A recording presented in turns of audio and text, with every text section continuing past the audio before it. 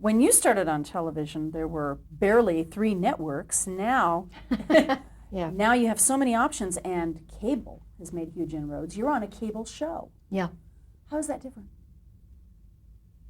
Oh my goodness, in so many ways. First of all, there's no commercials, so that the suits can't come down and tell you how to do your show. HBO took a huge chance on Oz. It's just a very bold show. It's, as we've discussed before, very violent. It's very graphic sexually. There is nudity. It's just every bad thing you can think of that would be on television. And HBO had the guts and the testes to say, do it your way, we will not interfere. And we may be wrong and we may be sorry, but do it your way, Tom Fontana. And that's the way it is with a lot of the cable shows. It's completely different. It is not run, in that sense, creatively speaking, by the people in the executive offices. They're the ones who are brought the idea. Somebody pitches an idea to them and they say, that sounds marvelous, do it. Or that sounds marvelous, give me some examples and do some, give me some rundowns on story ideas. It's just a whole nother world. As a result, you're going to get some very, very creative people involved between the writers, producers, great directors, and superb actors. I work with the most amazing people. And it is a joy to be there every day. Most people always say to me, well, is it intense there because it's the prison drama and it's so violent? We are so rowdy. We have such a good time. We become very, very like a family. I'm very close to all of the leading actors who are there every single day in the show. Lee Tergesen, who I think is just stunning as an actor. Chris Maloney, stunning. Ernie Hudson, fabulous. Kirk Acevedo. I mean, I can't wait to go to work to do that show. It's a whole different country. It's another language. Having the advantage of age now in looking at conflicts in Hollywood. Hollywood has always been a place with a young mindset.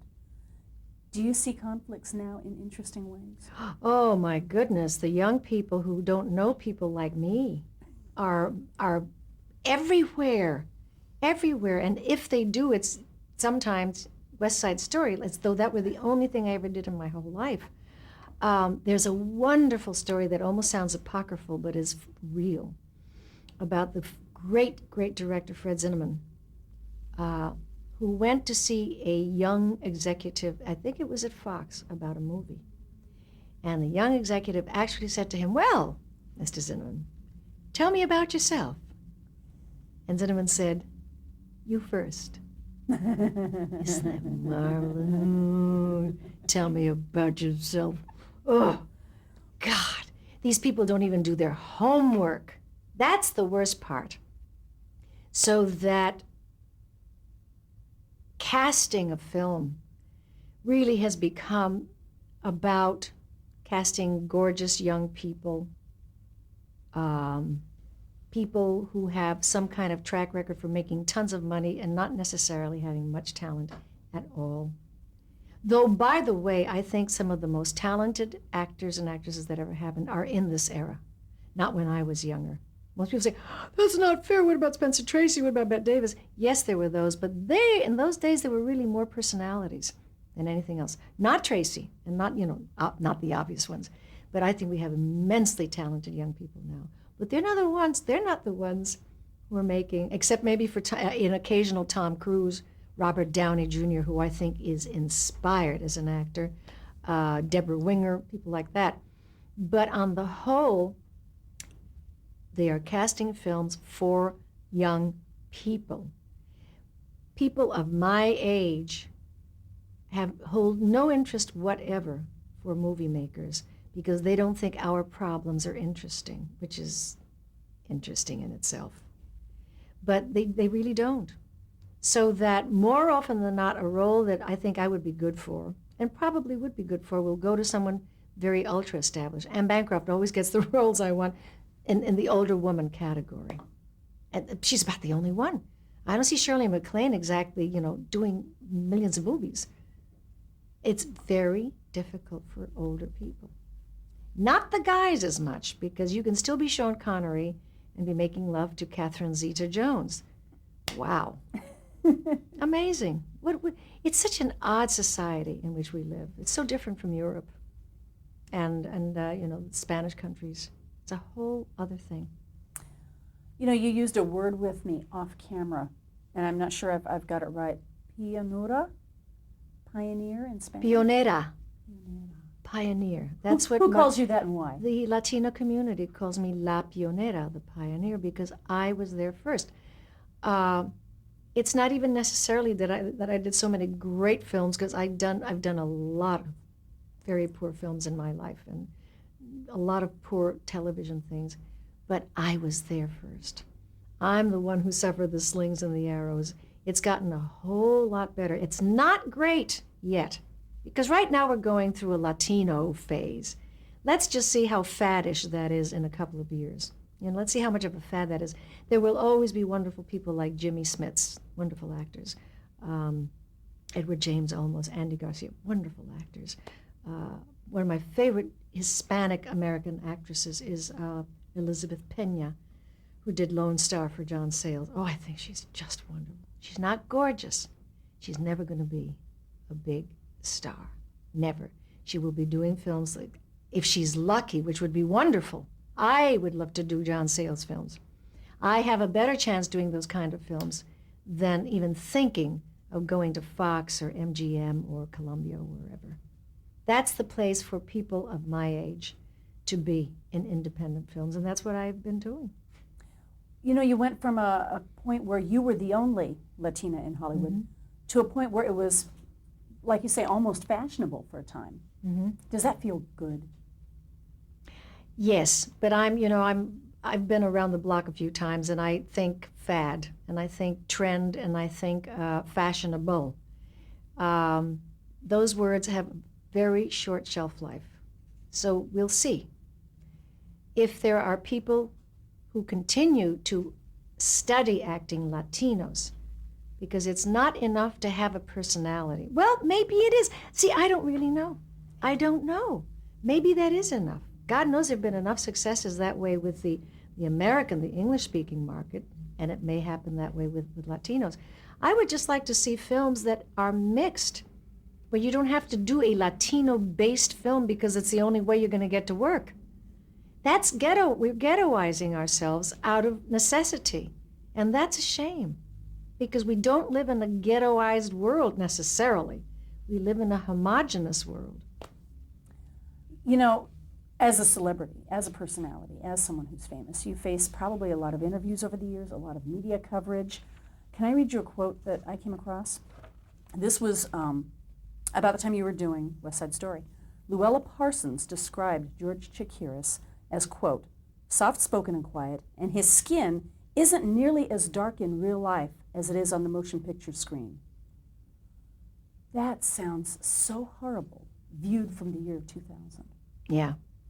Well, I'll tell you what is not so terrific either, viewed from the year 2000, that we all had to have the same dark makeup. The Puerto Ricans, the sharks. And I remember at the time resenting that terribly, saying we are so many different colors. Some of us are blonde. I mean, think now Christina Aguilera. Think Jennifer Lopez. Even though maybe her real color is dark, she makes a beautiful honey blonde, whatever that is. And we come in all colors when you're Hispanic, not just Caribbean, but Hispanic. We are as black as jet, and we are as blonde as Meryl Streep, with those kind of features as well, not necessarily wide noses and big lips. So I remember resenting having to wear that very dark makeup. That wasn't my color. That makeup didn't match my skin. And nowadays, when you put on makeup that more or less matches your skin tones. But that's how it was. During this interview, we skipped a lot of things that you worked on in your career. Was there anything that we didn't touch on that you really want to be remembered for? I would guess that West Side Story, my goodness, that gave me world celebrity. It won me the highest award that can be had in my profession. I loved doing a film called The Four Seasons that Alan Alda wrote and directed and co-starred in. I loved it because I played a woman, not necessarily of a particular and very, very, very specific nationality. I loved doing The Ritz, where I played this crazy Puerto Rican woman. So it's not really necessarily about that kind of gender. It's about doing things that you really love and that are proud of, and I'm very proud of those. Actually, I've been in some classics. More than most people I know. I've been in The King and I, Singing in the Rain, West Side Story. The Four Seasons have become a classic, Carnal Knowledge. That's 5, and I think there's one more, but I can't remember what it is. But they're forever. Those are films, those particular films are going to be around forever. Who'd you take your greatest lessons from as you were struggling or doing wonderfully in this business? Who'd you learn from? Unfortunately, I had no role models. You see, I was it. So it just has to do, I think, with character and having the ability to pick yourself up and dust yourself off. I really had no role models. Lupe Velez and Dolores Del Rio were before my time. And there was really absolutely nobody, as black people very often didn't have anybody. But actually they did. They at least had Bojangles. He was wonderful. They had opera singers. We had nobody that America knew about. There were people, but America didn't know about them. Do you hear from Latinas today who say, oh, gosh. You know, it's interesting about the Latino community. I didn't know this for a long time, but I'm greatly admired by my own people. And I didn't know this because we don't have a tradition of writing fan letters. That's not something we do. We don't do that. And so I never knew. When I found out just a few years ago that Spanish Harlem practically went on fire when I got my Oscar, that windows were opening, almost like in West Side Story, I get goosebumps, and people yelling, "She got it, she did it, she did." Oh, it makes me want to cry. And of course, we're out of tape, so that was perfect. But imagine that. That is beautiful. I never heard that either. Who told you that?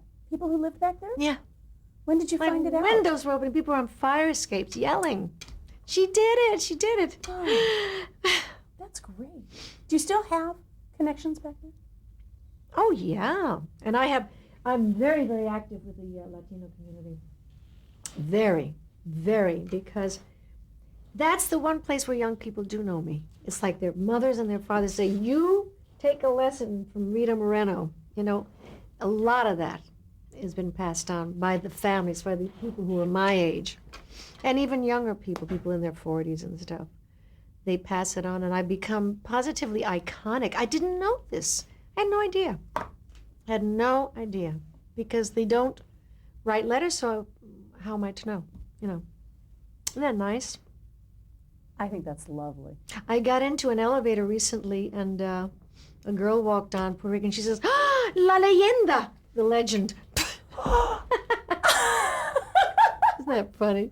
So now my friends call me Miss La Leyenda.